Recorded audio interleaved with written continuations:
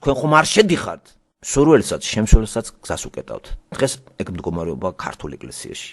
და მრევლიც როგორი შიზოფრენიკია. მოისმენენ თუ არა ესეთ რამეს იმავე წუთში ჩავქოლოთ რა სიძახის ესა როგორ ჩვენ ქართველები ისე ვართ. ჩვენ ხომ ვართ თავიდანვე მართლმადიდებლები და სულ ესე ვართ. ისრაელი ერთ ესეთ ატებდა სტეფანეს. მორწმუნეერმა მოკლა წინ წლებში მორწმუნეერმა სტეფანე. მორწმუნე პავლე დაძდებდა თავის გაგებით ურწმუნო ადამიანებს. ეგ ადგილები რატომ არა თავში გაჯერებული სოყველას. იმიტომ რომ არცემენ პატევს ღმერთის სიტყვას და ბიბლიას არ ცნობენ როგორც წიგნი ქვეყნის ასახსნელი. მე პირდაპირ ვიღებ მაგას. ეგენი ზიანი კაი. პატივეცი დედას, პატივეცი მამას. წავიდნენ დაიკარგენ, არ გვინეკამენ. ამიგე და აი ესენი არიან ქრისტიანები, ეგენი არიან სექტანტები. არიან ბოღმიანები. ეს ის მოდა სულ ყველგან ხო? რა კიდე რამ დაგბოღმა ხო ხარ შენ ქრისტიანი კაცო? მაჩვენე შენი ქრისტიანობა. ლოგიკით, აზროვნებით, ლანძღვაგინებას დაჯექე და 2 საათიანი ლექცია წამიკითხე მოგისმენ. შემაყვარე? ღმერთზე თუ ხარ დაბმული და ღმერთზე ინფორმაცია არაფერი არ გაგაჩინე, ესეთი ბოთე როგორ ახარ? ისე ამ მორწმუნეების გამკვირვები, ეგრეთ წოდებული მართლმადიდებლური მორწმუნე. ასეთი ბოთე მორწმუნეები მე არ ვიცი არსად რა. ვერ დაელაპარაკები, არავინ არაფერი არ იცის. გაღიზიანდებიან და აი შიოლაშვილი ესეთია, შიოლაშვილი, ხატი არ გინდა, ოხშე პატო. დამელაპარაკე შენ სიყვარულზე.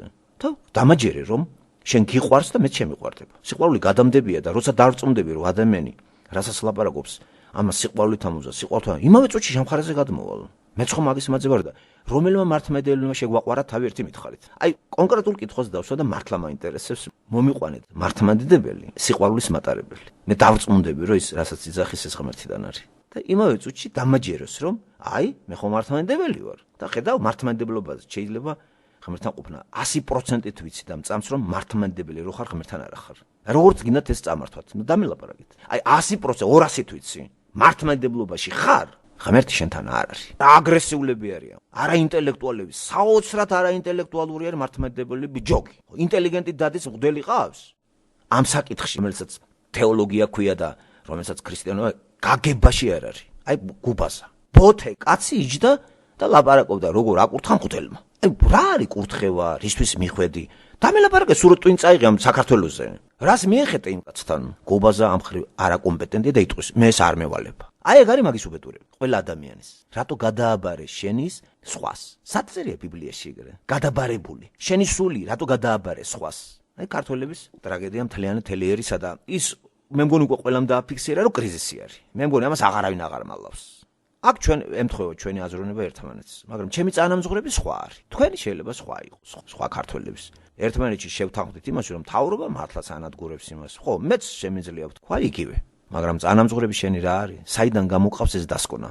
აი ჩემი დასკვნები ნახე საიდან გამოვიდა. წანამძღვრები გაგაცანით და ორი აზრი არ არის არა მარტო მთავრობა, მთლიანად ეკლესია, მთლიანად ერი სპობს იმ ადგილს, რომელიც აგრეგატ ყველას უყვარს და გიждდებიან ზოგი ამერიკიდან იბრძნის თნას და თუ სადმე ბუნდღან და ბალანია ყველამ დაიგლიჯა სიყვარულით, საქართველოს სიყვარულით. აი ეს არის ტრაგედია მეგობრებო. ეს არ არის სიყვარული. სანამ ღმერთთან არ მივა ადამიანი, ის არასოდეს არ შეუყვარდება ის რაც ღმერთმა მისცა. მე მიყვარს საგანი იმიტომ რომ დიდი მნიშვნელობა აქვს ვინ მომცა. ასია საქართველო. გიყვართ საქართველო? ღმერთი არ გიყვარდეს. რანაირად მიმტკიცებ რომ საქართველო გიყვარს? და აგერ ილუსტრაციები. ძალიან ადვილია დავამტკიცოთ ქართველი ერთს ღმერთის მოყვარული არის თუ არა. 100%-ით ვამტკიცებ ქართველი ერთს ღმერთი არ უყვარს. არ იცნობს და იმიტომ. არანაირად არ იცნობს და არც აქვს სურვილი ვინმე გააცნოს. როგორც კი ამაზე ლაპარაკი წავა, ჭოლოკები მზად არის. არ აგვაქვს უფლება ვილაპარაკოთ ღმერთს. ღმერთმა თუ აგვიკრძალა ის რომ თავის თავზე არ ვილაპარაკოთ, მაშინ რა უნდა ჩვენქან? ხედავთ რა როგორი სატანური არის საქართველოში, ტოტალური სატანური ის არის გაბატონებული? დაჯგუფებაც კი არ არის, ერთი დაჯგუფება რომ დაუპირისპირდეს ამ საზიზღურებას რაც მანდ არის. აგერ იმ სტატისტიკური მონაცემები რუსეთში სახელმწიფო რელიგიათ არ არის მართლმადიდებლობა, საქართველოში სახელმწიფო რელიგიათ არის. სახელმწიფო რელიგია ნიშნავს სახელმწიფოს ინტერესების დამცველი არის. ეს საქართველოს მაგალითზე სახეზია. მართლაც იცავს სააკაშვილის ინტერესებს მართლმადიდებლური ეკლესია 100%-ით. არაფერს ეგ არ იცახის. ვარგე კაცი, არ ვარგა, არაფიქსირებს არაფერს. არ ვერევით პოლიტიკაში იტყვის. რანაირად სახელმწიფო რელიგია ხარ და რანაირად არ ერევი. ვისატყუებ. საქართველოში თუ არის გამომცემლო, რომელიც ყველაფერს ბეჭდავს. მაგალითად ბეჭდავს ისე წიგნს, რომ მართლმადიდებლობას აკრიტიკებს. ჩვენთან მაჩვენეთ ჯგუფი. ტელევიზორში რო დაждდეს, ან სადმე, ან ქრისტიანობაზე ლაპარაკობდეს რა. ბიბლიას არჩევდეს. პავლეს წერილები ასეთი საზიზღარი რატომ არის საქართველოს სივრცეში მე არ ვიცი. არავინ არ იცის რომაელების წერილი, არავინ არ იცის ებრაელების წერილი. არც ერთი მღვდელი ამაზე არ ლაპარაკობს. მე არასოდეს არ მომისმენია ვეძებ, რომ ეს გამოწვეული შეისწავლონ. და ამოუდგნენ გვერდში, ვინც ამაზე თქვენზე წინ იმუშავა ამ საკითხებზე. ავგუსტინიდან მოყოლებული სპერჯენით დამთავრებული. თუნდაც აგება მაკარტურით, ამასაც აქვს რომაელებზე თავისი უზარმაზარი კომენტარები. ვინმეს აქვს ზეგანამუშევარი და არ მითხრათ ახლა რატო ვიჯებით. იმიტომ ვიჯებით, ჩემო კარგებო, რომ ღმერთს დავშორდით. შორდებით ღმერთს და ღმერთი ნელ-ნელად მაინც ისეთი დაჟის მეთოდები აქვს, რომ გამოფხიზლების საშუალებაც რომ იცეს კაცს. თორე მას შეუძლია ერთ წამში ყველაფერი განადგურდეს მან. ერთი შემთხვევით ბომბა გაისრულოს ვინმემ, რაკეტა, გაწყდება ნახევარ თბილისი. არ შეიძლება ეს, როგორც ჩააგდო ღმერთმა ხიროსიმაში და ნაგასაკაში ატომური ბომბი. წკიპზე გადარჩა მაშინ იმჟამინდელი ევროპა და ატომური ბომბი გიშარ ჩაუვარდა ხელში. ერთი გიჟი იყო ჰიტლერი და მერე სტალინი. ატომური ბომბი 59-ში უკვე საბჭოთა კავშირსაც ჩაუვარდა, მაგრამ მაგაზე ადრე ამერიკას. ამიტომ დაამუხრუჭა სტალინმა. ბომბი უკვე ამერიკელებს ჰქონდა. გაესვრებ, მე დაგასწრებ. და შეჭერთო. პირველი რო სტალინს ჰქონოდა, ეგ მსოფლიოს დაიპყრობდა, მაგრამ არ დაუშვა ღმერთმა ჯერ ეგ ანტიქრისტე არ იყო. ეგ მოციქული იყო სატანისა და არა ანტიქრისტე. ანტიქრისტე მოვა. ეგ სასწაულებს არ ახდენდა. მოციქული აღნიშნეთ იყო და იმიტომ ეშინოდა ყველას კანკალებდა მაგის. ეს ქარიზმა ჰქონდა რაღაცა. ეგ არ იყო ესე მიმბაძველი. მისია ჰქონდა მაგის, ტონობით ხალხი გაწყვიტა. გასაწყვეტი არ იყო ხალხი, რომლებმაც ღმერთს ომი გამოუცხადეს პირდაპირ გაგებით? ვინ გაწყვიტა სტალინმა? ბოლშევიკები. ნახევარზე მეტი გაჟუჟა ბოლშევიკები, რომლებმაც დაგმეს ღმერთი და ისე მოვიდნენ მთავრობაში. გაგებაში არ იყო სტალინი, როგორ ხოცავდა ათეისტებს. ათეიზმისთვის, რომლებიც ღმერთს აუჯანყდნენ. ეს ხო ღმერთის დამსახურება არის. ამდენ ხანს იყო კიდე 70 წელი, ახლა ნელ-ნელა კიდე გაიხსნა კარები. ეხლა მაინც მიიღებს ერი? საქართველოს სინამდვილეში არავის არ მიუღია არაფერი, საქართველოს დაუბრუნდა იმ ეკლესიას, რომელსაც აუჯანყდნენ მე-19 საუკუნეში. და შემოვიდნენ კომუნისტები. ზუსტად იმას დაუბრუნდნენ. არაფერი საპირისპირო, არაფერი რეფორმები, არავითარი თქვათ როგორია სხვა. არანაირად, ისეა გაჯიუტებული ქართველი, რომ არ შეიძლება მართლმადიდებლობის გარდა სხვა რამე წაიკითხო. წაკითხვაც ეკრძალება, კომპიუტერში არ უნდა ჩაიხედო. არ მოусმინო სხვა სექტა, ყველა დანარჩენი. ასეთი უკიდურესი მაქსიმალისტი ქართველის გარდა არავინ არ არის. ასეთი არ არის არც ამერიკაში, არც კანადაში, არავინ არ არის ესე. ასეთი ტოტალური, ხედავთ, ათეიზმა რელიგიური ფორმა მიიღო ისევ. საშინელება როცა ღმერთის სახელით ათეიზმს ქადაგებ და სიტყვები არის სხვანაირი. ეს ყველაზე მეტი საშინელება არის 1400 წელი საქართველოს ათეიზმს ქადაგებდა ქრისტეს სახელით. ეს როგორ აირეკლა ჩვენ ისტორიაში? გამუდმებული სისხლის ღვრები. 8 გზის დალაშქრა კოჭლი თეიმურს. საიდან აყარა სად წამოიყვანა? სად საქართველოს, სად შუა აზია. მატარებელი მაშინ იყო თვითფერლავი. რა იყო ეს? რა სიმდიდრის პატრონი ვიყავით? თუ ღმერთიდან არა, ადი და აწიოკე ისა. აბა მითხარით, რატო უნდა წამოსულიყვნენ? დახედეთ რუკას. რამდენ ხანს უნდა იარო? ასაუხრებლად მოდიოდა და ღმერთის მითითებით. ჩვენ კიდე ამას ვნათლავდით, ისეთი მარგალიტების ქვეყანა იყო, მარგალიტები გაქონდა ყველას.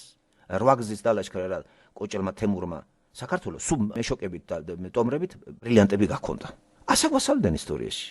იმიტომ რომ ბიბლიიდან არ იყო წაკითხული ეს. და როცა ბიბლიას გავეცანით ჩვენ, მივხვდით რომ გამუდმებული სისხლის ღვრები გამოწვეული იმიტომ იყო რომ არავის არ ეპატიება ქრისტეს სახელით ათეიზმი იქადაგოს. დააკვირდით, შევარდნაძის დროს რო შემოვიდა, აქტიური არ იყო მართლმადიდებლო. გააქტიურდა თუ არა? გრევაც გააქტიურდა. გააქტიურდა მართლმადიდებლო, გაიქცა ხალხი საქართველოსთან. და რას ვაბრალებთ? მარტო ერთ მხარეს რატო ვაბრალებთ? რატო ვაბრალებთ მარტო ფათ 200 კაცს პარლამენტში ჯოზიან და შააკაშვილი. 200 კაცის ის არის, ქართველებს რო აქცევს, 200 კაცი ერევა 4 მილიონს, კარგად ყოფილა საქმე. მე რომ ეხლა ბიბლია არ ამცოდნო, კარგად, მე ზედაპირზე დავრჩებოდი და ცოტა ბოღმა შემოვიდოდა. იცით, ჩემი პიროვნება რამ გადაარჩინა, ეხლა ვინ გადაარჩინა? ბიბლიის ინფორმაციამ რა სად მიხსნა გეტყვით, რომ ბიბლია მე არ მცოდნო და ეს სიძულვილი შემოვიდოდა. ჩემში სიძულვილის წარმოშობა ჩემი დაუპვა არის. რატომ ათავისუფლებს ღმერთის ცნება, რო შემოდის ღმერთი, თქვენ რისგან განთავისუფლებთ, იცი? სიძულვილისაგან. ათეიზმს სიყვარული არ აქვს. თუ სიყვარული ღმერთიდან არის და თუ ღმერთი განდევნე, მაშინ სიყვარულიც გაქრა. ადამიანს კი სიძულვილი შეუძლია. როცა კაცი უარყოფს ღმერთს, სიყვარული კი ღმერთმა დააწესა და ღმერთია სიყვარული ატარებს ამ თვისებას და ასე გვიანდელს და ჩვენ და გამდევნეთ ის ჩვენთვის სიყვარული აღარ არის. არის სიძულვილი. მე ბიბლია ვიცი გადავრჩი სიყვარულით და აღარ შემოვიდა სიძულვილი თქვათ რუსების, თქვათ კომუნისტებისა. იმიტომ რომ კომუნისტები როგორ შევიძულო, რომ არ არსებობს სიტყვა კომუნისტი. არის ღმერთს დაშორებული ადამიანი, უღმერთო და ღმერთთან მყოფი ადამიანი. კომუნისტი ცნება არსებობს ესეთი რამე? ეს გავასუბიექტოთ ტერმინი? ამიტომ საცუდავია ღმერთს დაშორებული ადამიანი და როცა უყურებ მის ქმედებას, სიძულვილი კი არ მოდის. სიბრალული და სიყვარული. აი ესე გვიყურებს ალბათ ღმერთს დაშორებული ადამიანის ღმერთი. როგორ უყვარვართ მას? მაშინ პირველი ეგ უნდა ყავს გვაწერებდეთ. დაამშორდით, ყავს გაგაცრობ. რატომ ასე რა აქვს სიძულვილი ჩვენ მივატოვეთ, ჰა? აი იმ კუთხიდან მაგ შეგნებიდან დავინახოთ ყველაფერი და აღარც სააკაშვილის ზიზღის შემოვა, აღარც მაგთავრობის, დამიჯერეთ რა. სიძულვილი არაფრით არ შეიძლება ადამიანმა დაიტოვოს. და საქართველოს დღეს სიძულვილით არის. მე სიძულვილით მოძრაობს ეგ ქვეყანა. ესეც არის ერთ-ერთი ნიშანი იმისი, რომ ერი არ არის ღმერთთან. არ შეიძლება სიძულვილს ამჟღავნებდეს სყველა. მღვდელი ერი, სყველა ამჟღავნებს. მღვდელიც აი დაველაპარაკები 1 საათი და ნახავთ რა სიძულვილის მატარებელია. ის 1 საათი ჩემთან რო დაყოფ, სიყვარულით კი არ დამელაპარაკება. გაღიზიანდება და დაიბოღმება. და ადასტურებს რომ მაშინ სიყვარული არ არის. არც გაჩერდება ჩვენთან დიდხანს ეგა. გაიქცევა. ვინც სიყვარულის მატარებელია კიდე რო ღმერთიდან რო არის, იცით რა განსხვავება არის? რაც არ უნდა უთხრა ასეთ ადამიანს, მას ვერ გააღიზიანებთ. იმიტომ რომ ღიზიანდება სიძულვილი. სიძულვილი რომ აქ, რატომ აქ სიძულვილი თქვენს მიმართ? მე მიყვარს ჩემი თავი, ეგოისტი ვარ და მე ჩემი თავი რომ მიყვარს, სხვა ყველაფერი არის რაც შემოდის სიძულვილი. ესე იგი, ჩემი თავის დამტკიცება მინდა და ეს ხდება არა სიყვარულით, არამედ სიძულვილით. სიყვარული როცა გაქვს, შენ თავს ვეღარ ამტკიცებ. სხვისთვის ხარ. აი ღმერთი, აი მთელი პლანეტას ყველაფერი, აი როგორ არის, აი რა კარგი რაღაცებია მოწოდებული ბიბლიიდან და როგორ ერთ ყურშია შესული მეორეში გასული, ხო? აი გადახედეთ. ეგ რელიგია ხლა, რაც დღეს ხდება საქართველოში, რისი მომცემია? აი რას იძლევა ან სულში, ან სადეთყობა ხალხს, ან თავრობას ეთყობა. გულწრფელი მართლმადიდებელი საერთოდ შიზოფრენიკი არის. არა გულწრფელი ცოტა ადამიანია და დაგელაპარაკება რა. მე კიდე ვეუბნები, მე მართლმადიდებლობა მიუღებელი. ეს ბოროტება. მაგას ვერ ვათქმევინა ეგა. ხედავთ? აი ეგ ნაწილი უკვე ცინიკოსი არის. ხო, ეს ყველა მიცეს ინსტინქტურად დააკვირდით. მთავრობაც როგორ გულწრფელობაში არზის. ვის უნდა ახლა გიჟი იყო. და რომ გადახედავენ ალბათ ვინც უკვე იწამა და გულწრფელად მართლმადიდებლობს, ის მართლაც არანორმალური არის. ვერ დაელაპარაკები იმას რა, დორბლებს აყრის. არავის არ ეპატიება ქრისტეს სახელით ათეიზმი ქადაგოს, ქრისტეს ლექსიკონით, ქრისტეს სახელით ქრისტეს ქადაგებენ თან ჯვარცმულს და თან ახალდაბადებაზე არის ლაპარაკი. ეს აკლია ქართველებს დღესაც. დაუბრუნდა ისევ ძველს, ესე იგი შურიზიებაც გაძლიერდება.